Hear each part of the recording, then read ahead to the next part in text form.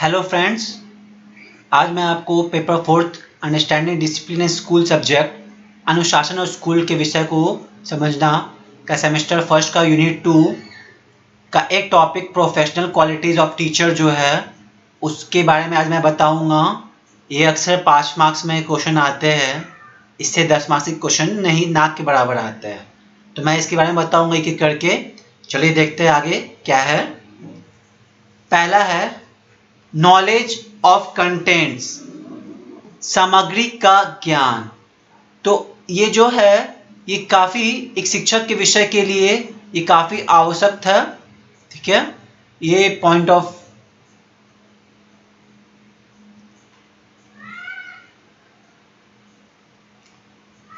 Hello friends, आज मैं आपको understanding discipline and school subject अनुशासन और स्कूल के विषय को समझना का पेपर सेमेस्टर फर्स्ट में है, जो कि जिसमें यूनिट 2 का प्रोफेशनल क्वालिटीज ऑफ टीचर के टॉपिक के बारे में आज मैं आपको बताऊंगा। चलिए देखते हैं। पहला है नॉलेज ऑफ कंटेंट, सामग्री की ज्ञान। तो ये जो है काफ़ी आवश्यक है, इम्पोर्टेंट है, जिसमें आप एग्जॉस्टिव सब्जेक्ट के बारे में अच्छे से जानते हैं। अगर किसी शिक्षक का नॉलेज जो है इनकम्प्लीट हुआ और बहुत हल्का है, गहरा नहीं है, तो उसका ना जो कॉन्फिडेंस है, जो मनोबल है ना, वो अच्छे से नहीं रहेगा, उसका विश्वास वो जीत नहीं पाएंगे छात्रों के प्रति। जब तक उसका उस विषय में कमान कोई शिक्षक जो अपने विषय में महारत हासिल नहीं करता है, तो वो क्या करता है ना, उस चीज़ में, उस कार्य में पढ़ाने का जो पेशेंटली आत्मविश्वास से वो धैर्य से काम नहीं कर सकता है और कर भी नहीं पाता है। तो जो इनकम्प्लीट नॉलेज है ना, जो अधूरा ज्ञान है उसके विषय का, उसे एक प्रोन बना देता है और उसे गलती होने की जो संभावना है वो ज़्यादा होती है। तो जो कुछ कुछ ऐसा सर्कमस्टांसेस आ जाता है आज के दौर में कि जो टीचर है उस सोशल साइंस स्टडी जो है उसको अपना लेटेस्ट इंफॉर्मेशन, जो अभी अभी नवीनतम जो जानकारी है, उसे अपने नॉलेज में आगे ऑप्टिमम लेवल तक बढ़ा के रखते रहना होता है। अप टू डेट बोलते हैं जिसे हम। दूसरा है manner of presentation of contents. जो सामग्री है ना, उसकी प्रस्तुति का जो तरीका है वो है। तो जो कोई भी टॉपिक्स होते हैं, कोई भी कंसेप्ट होते हैं, फॉर्मूले होते हैं और जो लॉ होते हैं, अवधारणा मतलब शिक्षा जो कानून होते हैं, जो पढ़ाया जाता है ना क्लासरूम में, जो टीचर दिखाते हैं, उसको हम लोग को लॉजिकल और एनालिटिकल वे में दिखाना चाहिए, तार्किक और विश्लेषणात्मक तरीके से, जिससे कि बच्चे सीख सके। तो जो ईच स्टेप है, जो प्रत्येक चरण है ना कोई भी कठिनाइयों का, उसे हम लोग इस तरह से स्टूडेंट को दिखाया जाए कि वो तार्किक और क्रमबंधन तरीके सिक्वेंशियल मैनर में हो।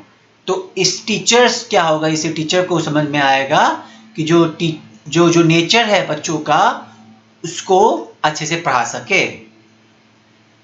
अगला है नॉलेज ऑफ इंडिविजुअल डिफरेंस, व्यक्तिगत मतभेदों का ज्ञान। तो जो बच्चे को जो हैंडराइटिंग होता है उसकी समझ होती है, पढ़ने के जो यूनिक तरीके होते हैं, जो काम करने की होती है, उसकी रेट होती है और जो क्षमता होती है, उसके आधार पर वो है। इसमें इंडिविजुअल डिफरेंस, प्रत्येक व्यक्ति में अपना अपना वो क्षमता होता है।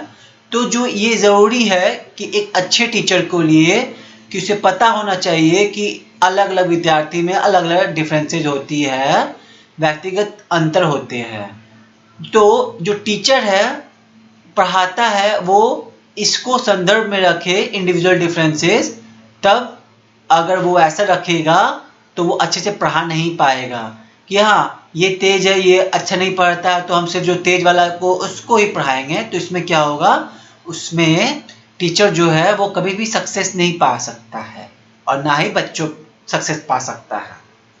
तो ये ज़रूरी है जो टीचर है वो उसको प्रैक्टिकल नॉलेज हो, साइकोलॉजी जो बच्चों का है उसे मनोवैज्ञानिक के व्यवहारिक ज्ञान होना चाहिए बच्चों का। इससे ना ही उससे वो बच्चों को अच्छे से पढ़ा भी सकता है और उसकी जो इंडिविजुअल डिफरेंस है, उसकी जो क्षमताएं है, रुचि है, अंतर है, तो उसको अच्छे से ध्यान में रख के पढ़ा सकता है। अगला है knowledge of different teaching method.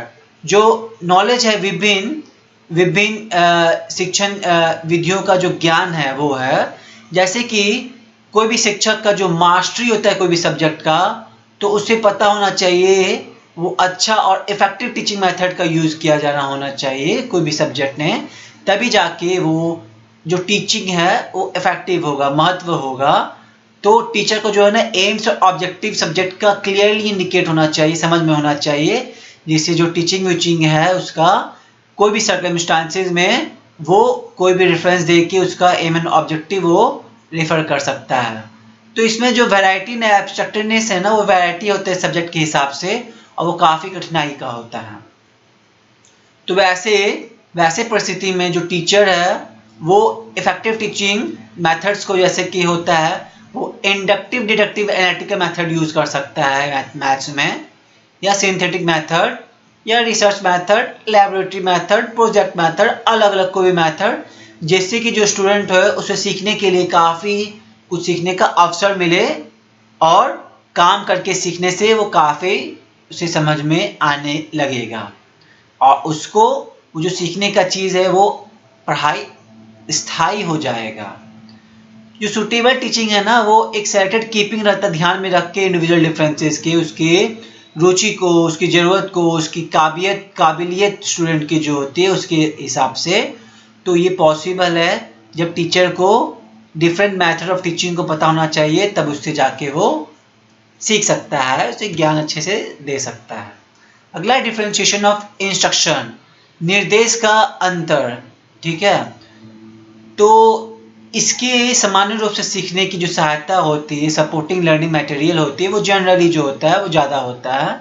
Learning material जो है ना टीचर को सहायतापूर्ण, महत्वपूर्ण, पेशेवर कर्तव्य से वो इम्पोर्टेंट प्रोफेशनल ड्यूटी देता है, और इंस्ट्रक्शन है वो डिफरेंशिएशन होते हैं, निर्देश का भेद होता है। जो टेलरिंग ऑफ लेसन जो है इसको काट छाट करके इंस्ट्रक्शन अपने हिसाब से बना के और अपने पाठ को अपनी क्षमताएं के हिसाब से निर्देश की सिलाई करवाते हैं क्लासरूम में। जो लर्निंग मटेरियल्स होते हैं जैसे कि वर्कशीट पर हम लोग डेटा डालते हैं या ग्रुप एक्टिविटी करवाते हैं, कोई भी महत्वपूर्ण सूचना देते हैं, कोई भी गेम्स खेलते हैं या होमवर्क करवाते हैं, असाइनमेंट देते हैं, इससे क्या होता है कोई भी चीज़ हम लोग को काम करने में, एक्टिवेट करने में, खुद को उसमें इन्वॉल्व करने में, खुद को आग में झोंक देते हैं सीखने के लिए। और अलग अलग सीखने का बच्चों का अपना अपना एक स्टाइल होता है सीखने के लिए। अगला है एक्वायरिंग टीचिंग मटेरियल, शिक्षण सामग्री प्राप्त करना। इसमें क्या होता है, अगर हैंड्स ऑन एक्सपीरियंस को भी सीखिएगा ना मूल्यवान शिक्षण सामग्री, तो उसमें आपको दिखने में काफ़ी, नज़र में लगने में काफ़ी कठिन लगेगा, बट ऐसा नहीं, स्टार्टिंग में आपको कोई भी चीज़ काफ़ी कठिनाई का सामना करना पड़ता है, जैसे जैसे आप आगे बढ़ते हो वो काफ़ी आसान हो जाता है। जैसे कि इंटरनेट होता है, आज के दौर में इंटरनेट वो काफ़ी अच्छा श्रोता बन गया है टीचर के लिए, जिसमें आपको फ्री के कंटेंट मिलेंगे कोई भी चीज़, और इससे क्या होगा, टीचर का जो कंटेंट होता है, महत्वपूर्ण जो सामग्री होता है, वो पढ़ाने के टूल बॉक्स में आपका भर जाएगा।